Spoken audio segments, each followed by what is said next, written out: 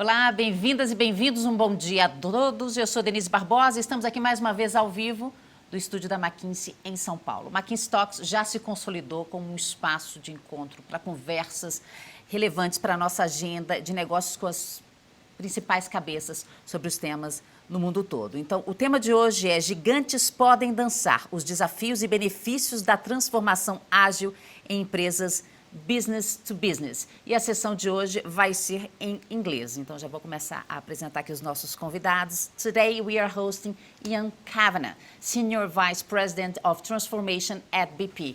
Good morning, Ian. Good morning. How are you? Good, thank you. And you? Very good, thank you.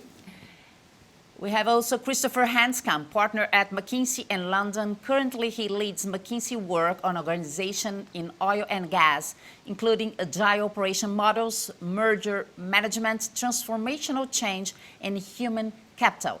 Morning, Christopher. Morning. And here by my side, Andreazzi, Digital Expert Associate Partner of McKinsey based in São Paulo office and leader of the Agile Practice for Latin America. Bom dia, André. Bom dia, Denise. Vale lembrar você de casa que vocês podem mandar perguntas a qualquer momento, durante toda a sessão, clicando no botão que fica acima da janela do vídeo. Por favor, participem. A participação de vocês é fundamental. Fundamental. As I said, today's session will be in English. André, Christopher, and Ian, let's get started. Hello, good morning, everyone. I'd like to start this conversation by saying that agility is not only for software industries at all. We're not talking about Google or Spotify here, but really how agile and this enterprise agility concept can bring a lot of values for business-to-business organizations. And here you can see a recent research from the McKinsey organization practice that can see clearly that a lot of players are starting to exploring agile in the way of working, but in small pilots inside the organization, maybe IT, maybe maintenance, maybe a digital area.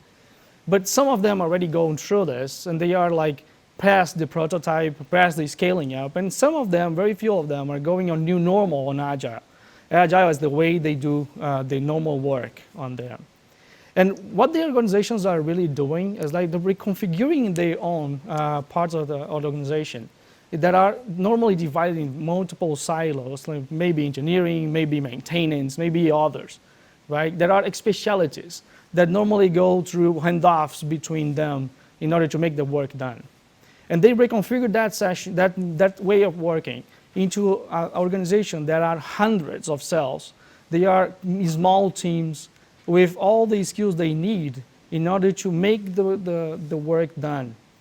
And this work is aligned between all of them every quarter, so everyone gets clarity about what is the objective, how can I achieve this objective as one team, and we have all the people we need to do this. So these organizations are reconfiguring themselves every 3 months in order to make sure they are aligned and centering the client. And now I'd like to invite Christopher here to talk about.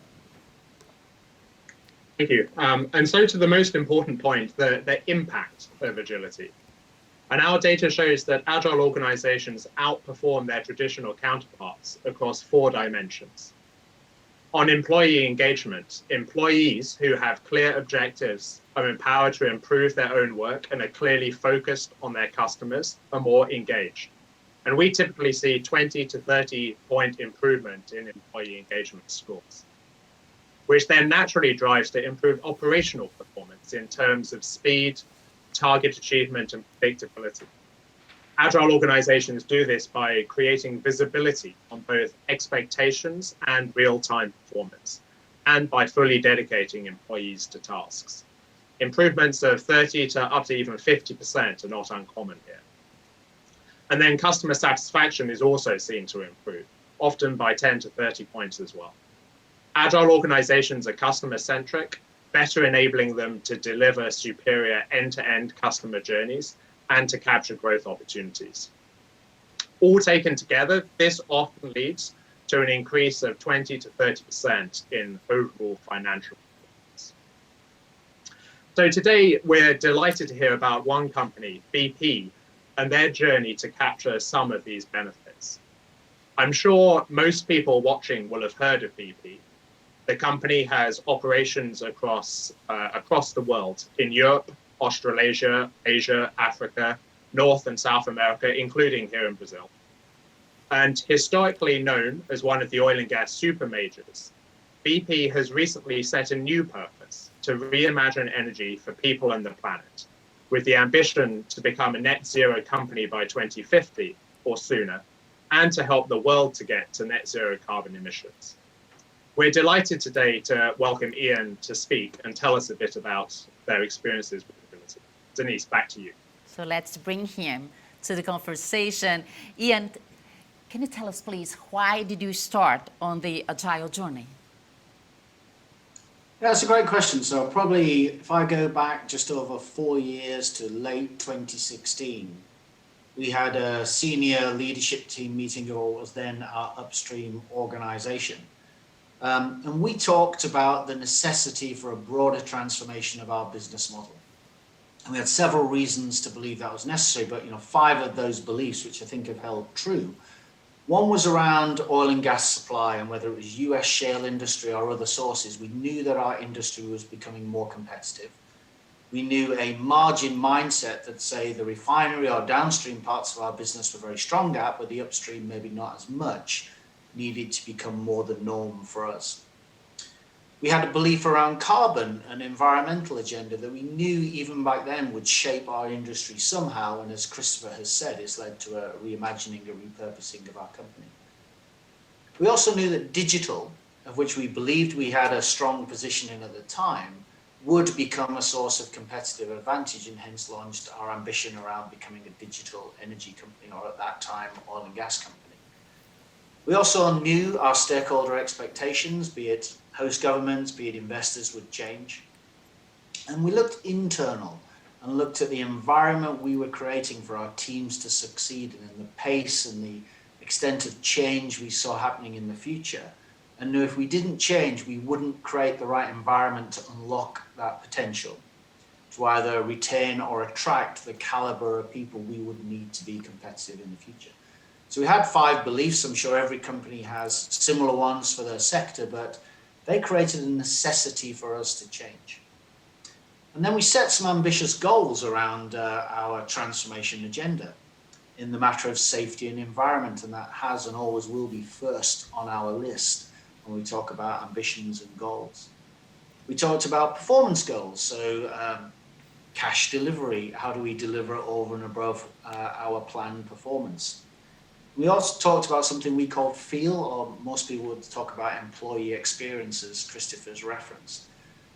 They were all outcomes, they were all required. We knew if we delivered performance and changed employee experience and didn't improve safety, that would be unacceptable. We knew if we improved safety and performance but didn't focus on employee experience, it wouldn't either be achieved or be sustainable. So all 3 goals were interlinked for us. And from that, we framed a transformation agenda some 4 years ago. And at the time, we framed it through 3 lenses of digital, of mindset, of which you can read leadership and culture, and agility. And we probably kicked them off in that order. And I was reflecting why, and I imagine it's in an order we were most comfortable with. So we started with digital, where we'd already made strong progress, and we put even more emphasis, focus, resources into digital. We then embarked on a mindset or a leadership agenda, which I'll come to later probably, which was a brilliant way to actually engage our leadership in the forward challenges. And then we started to get more into an agility space. So all 3 were important. Again, just like the outcomes, we needed all 3, but they had 3 lenses for us: digital, mindset, and agility. But for you, what does BP mean when we talk about agility? Well, as I'm sure Christopher will tell you, you get a million different answers to this question. So let me try and express mine in terms of what we were trying to achieve.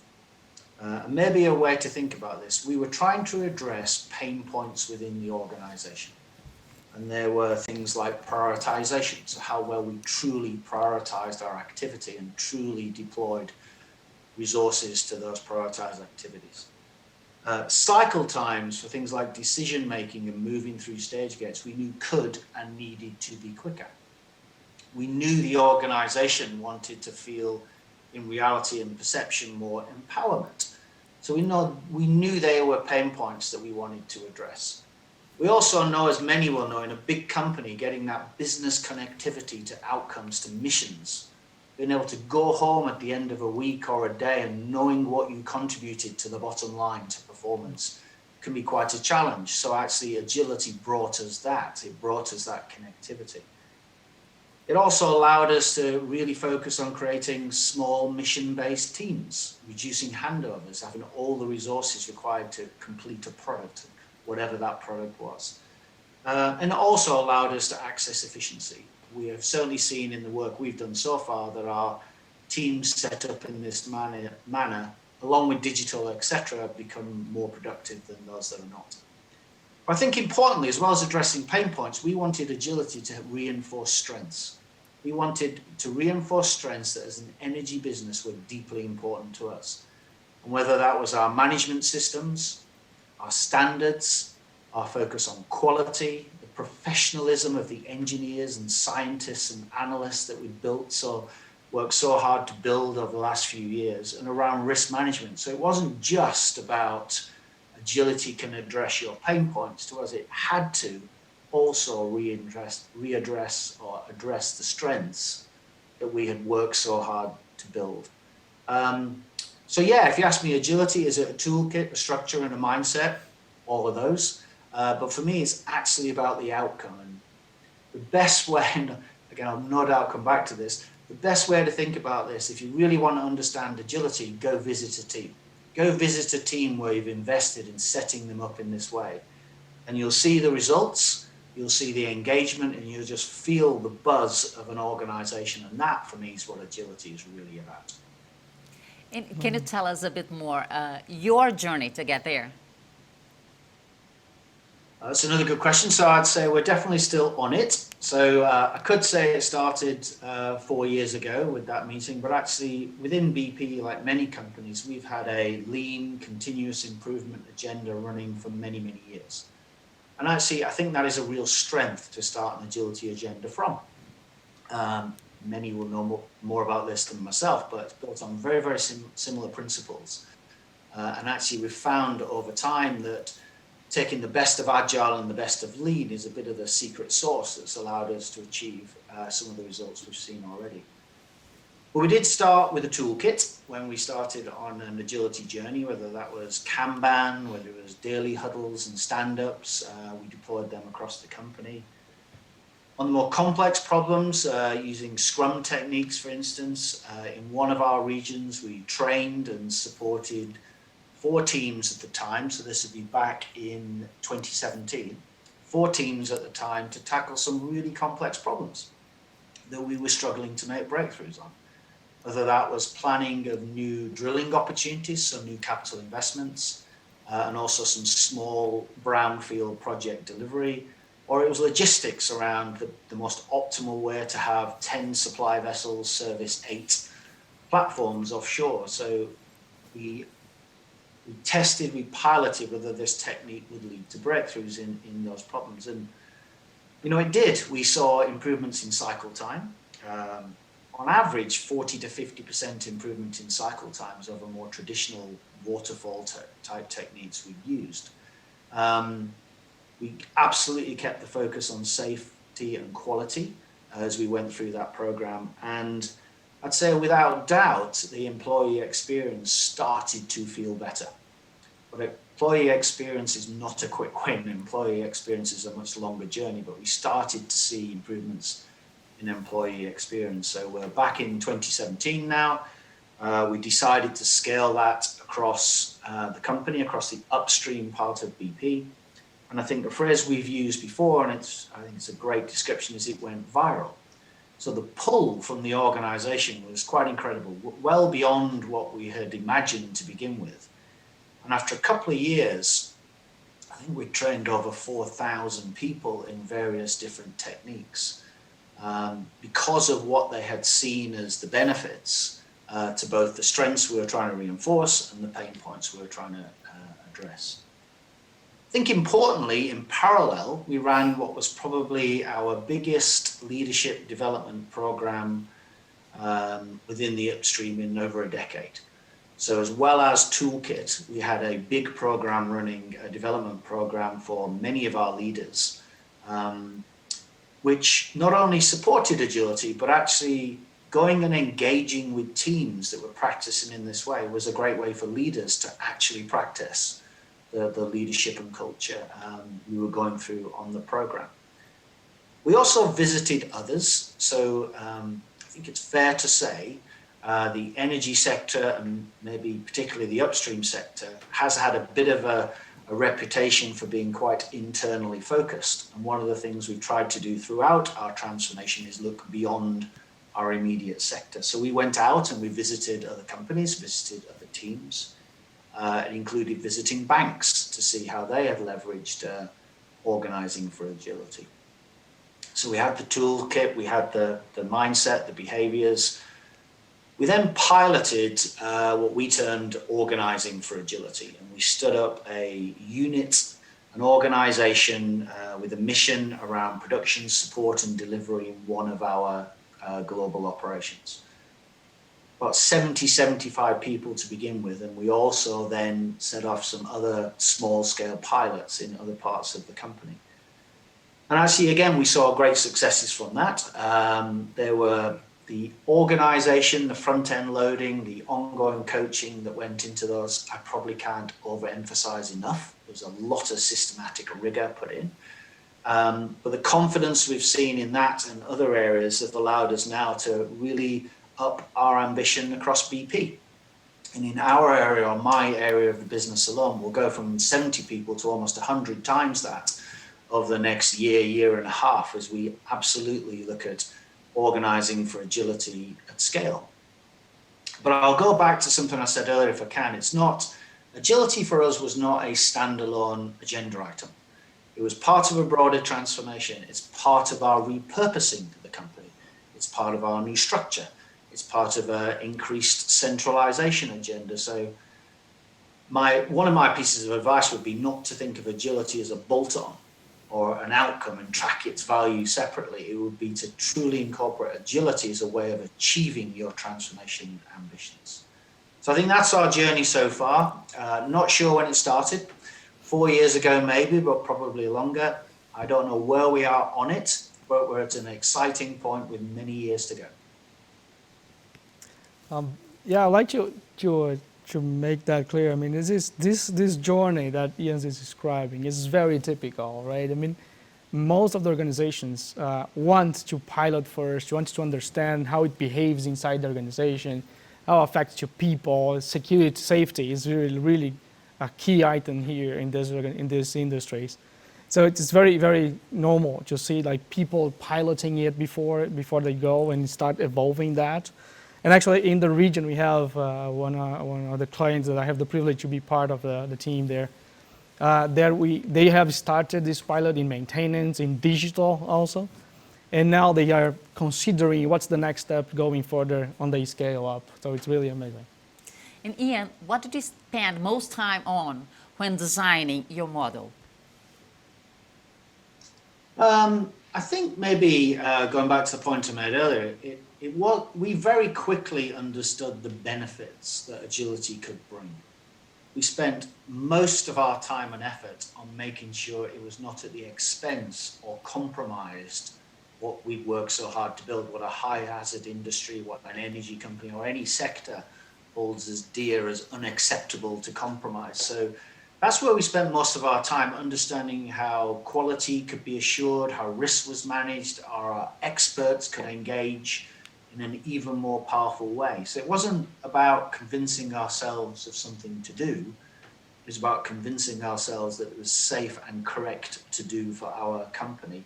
Some of the teams took this to heart. We would go from having the traditional to-do, doing, done boards to do, doing, verified, done. And people would have a absolutely clear step that before we declared something was done, that it was signed off from a quality perspective.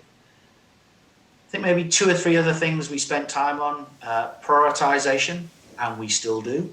So it's one thing to say, here's my list of top 10. It's another to truly allocate and dedicate and focus resources. And I think that's an ongoing area for us, and I'd assert everybody to focus on. We put a lot of effort into, I hope this expression works, but workflows. We made that the kind of the currency or the building block of a lot of what we did. Made sure we had the right data, the right digital platforms. Made sure that we organized around workflows, so we reduced handovers, so we had end-to-end organizations and end-to-end processes. And that fit very, very well with our agility agenda. Or put the other way, I would worry if we jumped straight to agility without investing in some of those building blocks around workflows, around processes, around data, and around your organization. And I think one thing that has been quite exciting is it's changed our leadership interactions. And I could, again, there's with people from McKinsey on the call here, I won't get into lecturing about leadership interactions, but maybe a quote to hang on to that somebody made to me is, they said, I used to sit in my office and decisions would come to me when my calendar said it was time for that review or that decision. Now I go to the team in their environment and I solve problems and make decisions when they need to be solved. And I think it changed the dynamic around, I'm sat in my office, you'll all come to me in my comfort area with tons of pre-read, to I'll come to you on a regular basis and see what you need to succeed, having already set up and agreed the mission and allocated the resources. So I think we spent our time on not compromising what was deeply important to us as a company, on prioritization, on workflows, and I think we spent a lot of time, and still are, on a different type of leadership interaction. Yeah, I'm sure there are many, but could you share with us some of the lessons learned, and what would you do differently if you're starting now? Right. I think we learned that agility and the rest of our transformation agenda has brought us closer to our customers. And by customers, I include, and specifically include our front lines, our refineries, our oil and gas platforms, our drilling rigs, our projects, because we became more focused on outcomes than organization. And I think that brings you closer to your front line, to your operations teams. I think we learned that pilots, if well planned and executed, really work, and they're a really good way to begin and then build over time versus lots and lots of effort on one big program. We've been at this, as I said earlier, for a number of years and will be going forward. I do really believe we learned that agility is not standalone for all the reasons we mentioned before. And differently, that's always a good question. I think to begin with, we worried a little too much about the language and the theory of agility.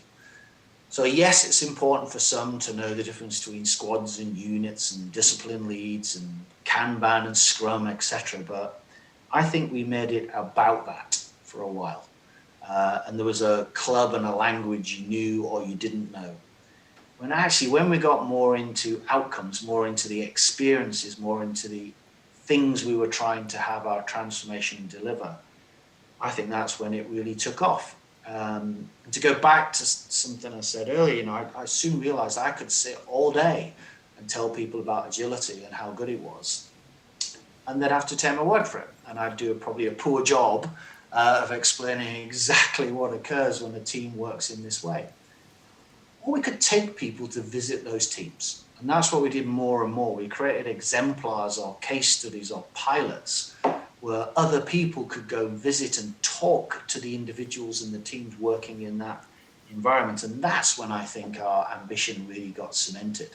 When other people, when an engineer's peers were saying, how do you work like this? I want to be part of something like that. Or leaders were asking, I love this. How do I create this environment? So I think what we do differently is less time on language and theory, more time getting into the pilots and learning as we go.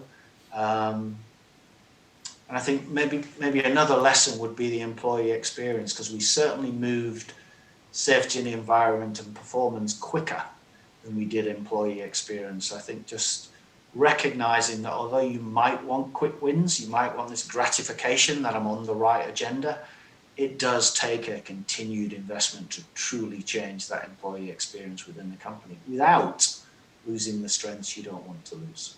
So I think that if that helps, sorry if that was a long list, there'd be the lessons and what I think we'd do differently. And Ian, how has COVID-19 impacted the Agile journey? Well, COVID-19 has obviously been a massive physical, mental health impact, economic impact for the entire world, and our program obviously fell into that same environment, so it's absolutely affected it. So I don't know. I think on one lens, maybe we could say that teams that had invested in prioritization, in clarity of accountabilities, of scope for that week, for that sprint, that were more connected to outcomes, were leaders were used to solving problems in a different way, removing impediments and barriers. Maybe we could say they fared a bit better, but I think it's a little bit early for us to say that categorically. But I think maybe that's what my gut feel would be, that those sound like basics, but those things that were in place more clearly because of the rigor of doing agility properly, I think probably helped. It's clearly tested our thinking on co-location. We got a big buzz on, rather than individuals sat at their desk creating physical collaboration spaces, putting a team in the same area with all the information around performance, around who was working on what, the daily stand-ups. That created a huge buzz for us as a way of working, rather than having drillers on one floor, analysts on another, subsurface on another, creating that small mission-based team. So doing that virtually has been okay, but we haven't yet, I don't think, created that same buzz as physical collaboration. So we're obviously now going to have to find a balance of how to do that. And I think sustaining a culture virtually has a ton of challenges. I'm sure you could have a whole different talk on, but I think there's some of the issues now around how in a more virtual world do you create that dynamism, that buzz, that clarity, that culture you're looking for, which, I don't know, my own belief is agility would support that. But I think we have got a lot to learn on exactly what that means as we go forward. Oh, that's a huge challenge. Yeah. André, I understand that McKinsey has also done some research about how agile companies across industries have coped compared with non-agile companies. Could you share some of the highlights, please? Sure. Yeah, that go very in line with me. And the research shows that globally, the organizations that came to agile before the pandemic period, they were with better processes, better structure in a way that they can use the flexibility of those small multiple teams they have in order to proper prioritize the work they have to do and how they can react to that very fast. And we have like local examples in the region here. We have a number of examples in the region. I'd like to bring one that I was part of, the privilege to be part of this client work, that they were on the transformation for several years now also. And in the beginning of the quarter two, they were planning for the quarter, preparing the all objectives for the corporation, and also for the teams. Like you cascade all the objectives through the hundreds of teams they have now. And they had done that, and 2 weeks later, they got locked down. I mean, then the pandemic came to South America, then the countries were closed, and they had to rearrange the whole objectives they have. So the whole corporation was like, kind of this doesn't make any sense anymore. Some of the products were like, no way to do this in remote. So they refreshed the whole objectives for the corporation and could cascade it down to all the teams. We're talking about hundreds of teams there. And it took only 4 days to do this. So they have spent 1 week most of the time to make all the objectives now okay for the pandemic period, for every single team that now have a clear mission for what you do in the next 3 months. So it's really, really impressive how they reacted on this. And Christopher, I have a question for you too. We've heard BP's story, and there has clearly been tremendous impact. However, it seems that B2B companies are less mature in agile adoption than some other industries. Why do you think this is? I mean, I think it's certainly true that agility originated in software and then was taken up very actively in banking and telecommunication industries. However, there really has been an increasing interest and more examples in heavy industries over the past couple of years, of which, of course, BP is a truly great example. And when I talk to these these B2B type companies, there are some common misconceptions that really time and again come up. So things like, agile technology companies celebrating a fail fast approach, but in many B2B industries, failure isn't an option. And for many decisions and activities that they have to take. And similarly, the Agile Manifesto emphasizes individuals and interactions over processes and tools, and responding to change over following a plan. And I think sometimes phrases and words like this can really not go down well, taken at face value with B2B companies, where processes and planning are undoubtedly essential, especially if lives and capital investments, or major capital investments, are at stake. But what I often say to these guys is that these truly are misconceptions. And for example, agility celebrates learning, not failure. So the agile mindset involves a constant desire to learn and become more effective. And so in software development, that may well be summarized in the catchy fail fast phrase. But in asset-heavy industries or B2B, it might be better articulated as learning fast. So how can these organizations design ways of working that raise productivity in every shift, in every rotation, or to lower development costs on every project? That's the kind of way you should think about that. And then second misconception, agility is absolutely not a free-for-all. Agile ways of working, whether that's Scrum or other agile methods, are highly structured, and they promote greater speed through precisely having clearly defined, transparent processes and day-to-day working practices. And then finally, a final third misconception, agility absolutely does not mean not having a plan. Agile ways of working promote clear identification, and Ian mentioned it a few times, much forcing prioritization and decisions up front, and that's often called a backlog. And that is driven through a clear rhythm, sometimes called sprints. Agile organizations, however, acknowledge that conditions and needs often will evolve, and therefore designs plans that are adaptable and they're more able to change so that they can deliver better outcomes. So I don't think there's any fundamental reason why B2B companies shouldn't be excited and interested by agility. And I think we're just at the outset of the curve, and we're going to see a real uptake and an adoption over the coming years. And André, finally, how long does it typically take to implement an agile program? Well, that may vary a lot. Very different. That's a very difficult question to answer. Will depend a lot. I mean, depends on the scale of the organization, depend on what are the areas we want to talk about, depends on the ambitions of the organization is very important here, because they want to really want to change, they need to change, right? They have a platform there. And also the top team alignment on this. I mean, the top team must be very clear about what they want out of this transformation before every move, right? And so it's different. Like you can talk about pilots, that is a matter of weeks, then you can get some pilots set and running, up and running. But for a real transformation, for the enterprise agility way, like setting the organization for agility, like that's the example that we have here in the BP or any others, it's very clear that they can take several years, I mean, to really transform the whole organization, the way of working. So thank you, André, Christopher, and Ian for this conversation. But now I'm going to go to address the questions from the audience. We have a few here. So the first one is for Christopher, can agility help in mitigating risks?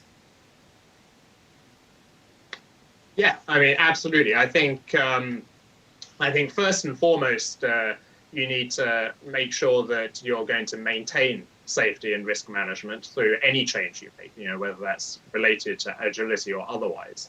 But I would indeed absolutely go further. And I think Ian alluded to this, right? I think agility, agile operating models have potential, and we've started to prove a real ability to actually get better management of risk and to make work safer. And why is that? So I think partly it's because risk oftentimes manifests at interfaces. So when one team hands off on a workflow to another team, and there's maybe misunderstanding or imperfect communication exchange.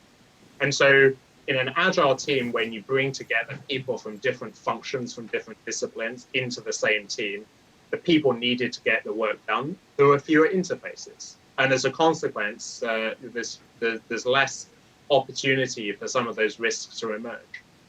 And then maybe a second reason why risk management may improve is around transparency. I mean, one of the real core principles that comes through in almost all agile ways of working and tools is about making work transparent. What is it I'm committing to do? What am I working on? What have I done? And through making work transparent in real time, rather than just in the sprint review or in a stage gate review, risks also become much more apparent to everybody. And when risks are apparent, they can be addressed and mitigated. And Ian, a question for you. How BP sees and manages risk in agile operating model? Yeah, I think it's built on what Christopher said. I mean, Agile does not throw away your existing processes, systems, safeguards, authorities, technical sign-off. And I actually think the transparency point Christopher made is really key. I think agility as a way of working can really promote an openness and a trust. So rather than having to go in and find something, it really puts the emphasis on the team to call in the expertise and the support as they need it. So I think, like anything, done badly, you have an issue. Done well, I think there's no reason agility cannot support your ambitions. And to be clear, we at BP wouldn't be doing it if we thought we had some issues in that space. We think it absolutely will help us achieve our ambitions on personal safety, on process safety, and on environmental and on risk. Partly or mainly due to the engagement and alignment of the organization on a particular challenge or issue that agility lets you have. So I think Christopher covered it well, and I think that transparency point and the rigor, the systematic nature of things is important. We did not throw away our management systems and ways of working in BP from a technical sign-off and quality. You all know we wouldn't do that. We actually reinforced them as part of going agile. Sure. Christopher, another question. How to build the buy-in of the team to change their mindsets? Great question. I mean, and maybe actually answering this, I'd make a distinction between top leaders and then the front line, so actually maybe the team itself. And on the latter, in my experience, there's actually rarely a challenge when it comes to the front line when they're asked to work in an agile team. Quite the contrary. I mean, what we find is that the clarity on mission, having people provided with the resources, the people and the tools required to execute that mission, and then empowered to go and do that, it's just a great unlock, and it transforms the work experience for the team members. So they actually really lap this up. And then, like Ian's saying, that's correct, because people hear that message and they increasingly want to work in these ways. With leaders, I think, though, on the other hand, there is a very substantial mindset shift required for success. For many years, organizations have seen leaders as planners, directors, controllers. And that whole paradigm needs to really change in an agile organization. The leader becomes much more of a visionary, an architect, a coach, or a catalyst.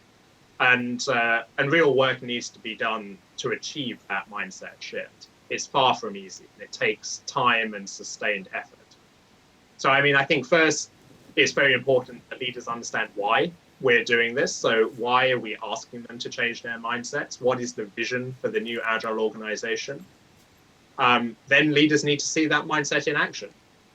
Ian mentioned many times, the power of actually going and seeing a team or going and seeing another organization that is further along its agile journey and talking to leaders in that organization. And then thirdly, I think it's quite likely that some of those leaders are going to need help building the capabilities, building some of that muscle they're going to need to be effective in an agile organization. And that's where things like the leadership programs that Ian also referred to come in importance. Then finally, these mindsets need to be, the system around the leaders needs to be often changed to reinforce the behaviors and mindsets that you want. So everything from how you select leaders into roles through to how you evaluate their performance and then reward leaders needs to be designed in such a way to reinforce the mindset and behaviors that you're looking for. Sure.